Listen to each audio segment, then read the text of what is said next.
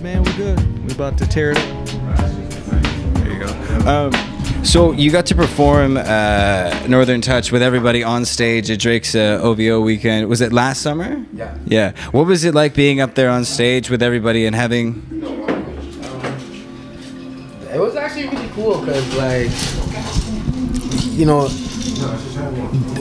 they not everybody, but most of the people he brought, like most of they, like from like Sean Desmond, Nelly Furtado, Jellystone, you know, Cardinal, Shaw Claire, like, so there were so many people that he brought out. It was like strobe lights. It was like a bigger version of what's actually happening tonight. Like this is the Vancouver version of what happened that night, and you know, it's cool, like, 'cause you know Drake's that guy, and you know, when to have him come out on stage and show all those artists love and respect for paving the way for him, I thought that was super dope. And then, you know, to like the way he put it, like, yo, you know, and now will you guys come perform our real national anthem? Because really for Canada and hip-hop, like, that song transcends being a Rascalz song. Like, nobody even really when you say Northern Touch, no one really even thinks it's a Rascalz song. They just see it as like a hip-hop song that all these Canadian rappers are on, that we know. So the song is past even being our song. We don't even, I don't even look at the song as our song. It's our song, and it's like a, you know, a hip-hop anthem, and the song belongs to everybody, like the whole hip-hop community in Canada, you know what I mean? So it was dope. Yeah, that's pretty much it. Yeah, the vibes was like Drake, you know the name, brings out the heads, and just to be on stage. We've done it so many times before that, all of us together, but I guess there was just a different vibe on that level, and everybody being together and being able to do that. I think one thing though, which was pretty a huge honor, we were the only non-Toronto group on that whole set, right? So like that was big respects to, you know, invite us non-Toronto. Like the whole show was just Toronto, and we were the one group that wasn't. And the show itself was epic, you know what I'm saying? It's like 2,500 people, just, yeah, it was crazy. But you can't have Canadian hip-hop representation without the Rascalz. Without Vancity, gotta be there. You know what I'm saying? We gotta be in the mix, like, you know what I mean? So you can't, that can't be an authentic Canadian hip-hop thing, and nobody from Vancity is representing, whether it's Rascalz or not. To make it a Canadian thing, Vancity, we hold down the West Coast, you know what I'm saying? So for it to be a Canadian thing, Vancity representative has to be there for it to be official. And you guys have been representing Vancity since the beginning. Is there any like Canadian city or even American city that showed Vancity a lot of love? Like, can you think about some of the crazier shows that you did on the road that maybe wowed you when you weren't expecting it? Edgefest. Edgefest? Okay. You weren't expected. That was some rock shit. They put us on a rock tour, and you know they didn't really expect it to go how it went. But when we went to all these different cities and you know, we were the only hip hop group on it. It was like Cypress Hill when they were on tour with like Nirvana and who else they were on with?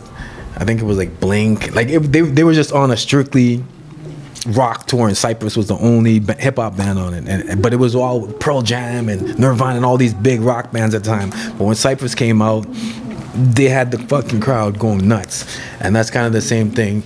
They put us on a similar kind of show across Canada with strictly rock bands. But when we came out, the love the crowds gave us, like, it was just like, that's kind of one of those moments where you were like, okay, we're on a level. So it was 2004. We get invited to do a show in Colombia in a hip hop festival called Hip Hop al Parque, which they were doing yearly. I don't know for how many years, but it was us, Nonfiction, and then a bunch of other like Colombian and other like hip hop groups and b-boys and everything that shit was like 25,000 people, and they didn't know all of our records, but they did know a few of them, and that we were like hella surprised. Like, we didn't know our shit was like playing down in Colombia and like Latin America and shit, but like they love underground hip hop, you know what I mean? So that shit was wild. Where Diddles at?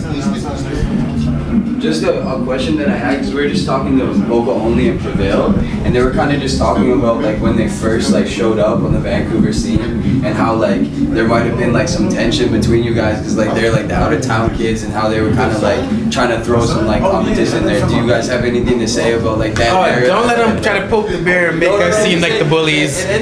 Yo, you know what? We're all really good friends now, but my first memory of it was Mocha and this other bald-headed dude. What was his name?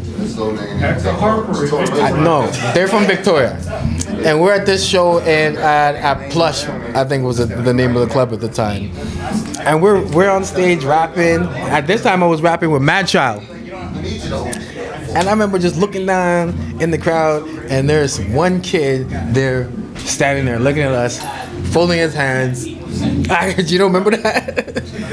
And that, you know, and kind of that was my introduction to Prep One. I think I'd seen him in Victoria at a show one time, but in Vancouver, he was just at the bottom of the stage. And, yeah, he was like, oh, really? And that started the madness, because they were trying to come to Van City and trying to bully the Van City guys. So that was gonna happen.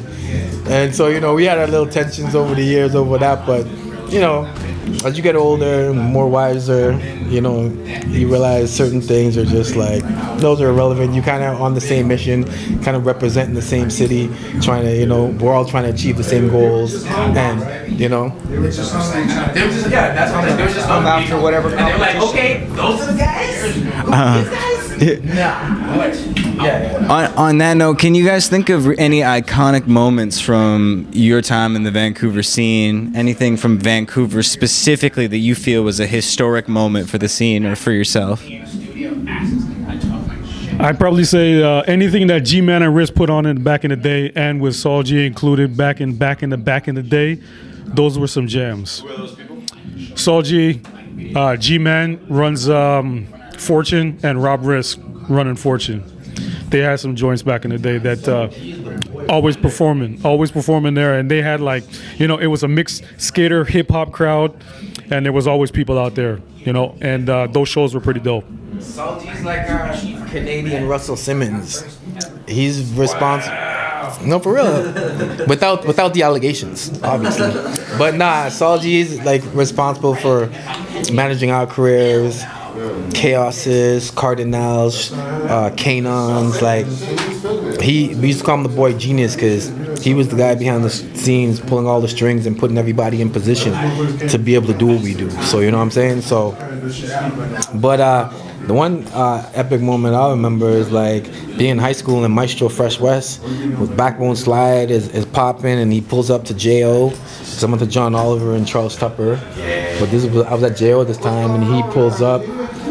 Oh no! The man that shot our first video, Cliff Skelton. It took me a second. Romeo! How are you, man? Come on! What's up? I just walked in here like they knew. Like the whole way. Oh, you don't know? What's up? How you doing? Oh man. How are you? It's not good to see you. Yes, I'm good, my brother. Yes, How are you doing? Decent, I'm decent. Good, I can see that. All right. I can see that. Well, I thought you were in Cali, bro. I am in Cali, man. Oh, you're just happy to be up here? Huh? Yeah. So that's this guy. She told me this was gonna happen. Hi, we're doing an interview with the Rascalz. My name's Cole. How does it feel to see these gentlemen here tonight? Oh man. These are my brothers. These are my little brothers. I was the old guy in the whole crew. I was the old fucking guy. And these guys were the kids. And I was just like, oh, what's going on with these? Do you remember the first time that you saw them? Do you remember what they were doing? They were on stage, and I thought, oh man, why are they screaming so much? How was it? So he was just talking about. Is it the music video for Dreaded Fist? Dreaded Fist, Really Living, Soul we did a few. So- all our first stuff, anything you saw of the first Rascalz stuff, all came out of this guy's mind. What was that like? What was it like working with these guys on those projects? It was a beautiful thing. It was a beautiful thing. It's just pure creativity going on all the time. All the time. It's just like, what's this idea? What's that idea? What's this idea? What's that idea? Let's go do this. Wow. It's so dope to see you, man. I know, man. Wow. All right, I'll let you guys get on with your business. Hey, no worries. I was just talking to him about surprise guests earlier, and there you are. I made an effort to make it a surprise. Yo, hold on. Nice. You want a beer or some tequila, brother? Love back, man. Love a return. Do you want some beer or tequila? Yeah, maybe. Yeah, no, he says no to that all the time. Tequila? Right now in the hip hop scene in Vancouver, there's a really, really heavy Latino influence. There's like a ton of Spanish speaking rappers. Yeah, shout out VLF. Right now, based, mostly You guys don't know any of them. Test Music, the guy that's kind of holding it together now. You know, there's been a lot of activity and Quattro as well. But I just want to know, like, when you guys were coming up, was there that like Latino presence? Was it like dominant like it is now? I mean, like the majority of these Latinos that you're talking about, they only been here a few years, right? So a lot of the Latinos that were around when we were coming up, they had been there, you know, for like 10 or 15 years already. So they're more Vancouverites, right? Yeah. Now these Latinos are like the next breed. They're international, you know what I'm saying? They're not from Vancouver. They're just been here a few years, but like hip hop is so huge, like down in Latin America, and especially like underground and like freestyle, that whole battle shit, right? That shit is huge down there, even bigger than up here, I think. Like in all honesty, yeah. So I mean that's why they rep that shit hard. You know what I'm saying? Back then there wasn't. It wasn't even that big down in Latin America yet for them to be doing it up here. You know what I'm saying? They were all listening. They're still listening to like Suavemente and like salsa and cumbia and shit. They weren't really up on hip hop yet, right? There was only a few select Latinos in the city that were like, you know, that loved hip hop and were repping it like that. So, you know, now it's a different age and time. So, but it's sick. It's ill to see. You know what I'm saying? Like some of them got mad skills. It's crazy. Entire Latino bills that are like 15 artists or whatever. Yeah, no, it's nuts. It's dope, man. I wish it was like that back in the day. You know what I mean? Like, but now it's it's here now. It is what it is. It's international, so you can't stop it. Do you guys ever talk to the guy who's the b-boy for you, Ditos? He's here. He's here tonight? He's dancing tonight. Oh shit, he's on stage tonight? Okay. And he's our graffiti artist. So all our imagery that you see, that on Kemo's shirt was that's a picture of a 50-foot wall that they did. No. So that was done locally. Yeah, it was like a 50, maybe the mural was massive. We just took a picture and made it an album cover. But like he did that all with like cans, spray paint, like, and all our imagery, our logos, anything. Video-wise, Cliff would handle anything. Drawing or art-wise, Dedos would handle. You know what I'm saying? Did you guys perform in Montreal with KRS-One? Yeah, a couple times in Montreal and Toronto. Ottawa, yeah. He's on one of our records. We went to New York. We flew out to New York to meet with him and to be in one of his videos. Which video was that? After did the shows in the cities in Canada. But anyway, that's on Global Warning. What song is that? Where you at? Where you at? Where you at? No, what video did we shoot with him in New York?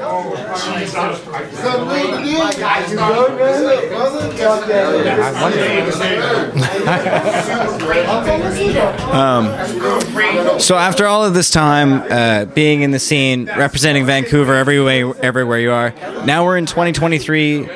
How does it feel looking back on everything that you've done and everywhere that hip hop's taken you?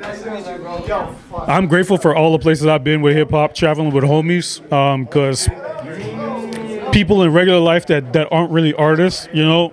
They graduate from high school, then they go out and hang out with their friends for a few years. Some of them go, you know, they go to Mexico or something. They travel to Europe, they train and all of that. Go to different cities, but it's different being an artist and being with your homies and then going to these places and just staying in hotels, just living that life. So, you know, in that sense of looking back, it can't be beat because you did it with your homies. And I wouldn't do it any other way. And that's, you know, what's the second part of your question? Just what does it mean to you after all these years? What does it mean? It's an accomplishment in the sense of that I've gotten to see corners of the world that I probably would have never have gone to if I wasn't with the music and the homies. Yeah. Same question to you. Looking back on your life of music and all the years that you've had, how does it feel to look back on all that and still be ripping shows today? To be honest with you, it feels like it was just yesterday, to be honest with you. But even though it feels like just yesterday, there's so much that happened, and like, you know, it's all foggy as far as time frame and dates and all that stuff. But you know, we had a great time. Like you said, you get to travel the world with your homies and meet all these dope people and have these crazy experiences and get paid for doing something that you would actually do for free. Like, we used to pay to go into shows and beg to perform. So we would pay to go do what we're doing. So now, to move forward, and now you're being paid to do it while traveling and seeing the world, and like it's a true blessing, you know what I'm saying? It's like sometimes, like I tell this story all the time. Like I'd lay in my bed and I'd always keep Much Music on, and when our music started playing on Much Music, sometimes I'd wake up and I'd hear one of our songs, and I literally would just lay in the bed and start laughing because it felt like, I can't believe this is happening. It feels like you're pulling a trick on people, and it was just so surreal. Like, you know what I mean? Like, I was like, I can't believe this is our life. Like, this is dope. Did you guys have anything you wanted to add? Any shout outs that you want to give to anybody? Shout out to everybody. The whole Van City. Thanks for taking the time to interview us. The whole Canada. Prevail and them are on stage, and I want to go check that out. Absolutely. Word Icon Hip Hop. Peace out. 50 years Vancouver Hip Hop. VC.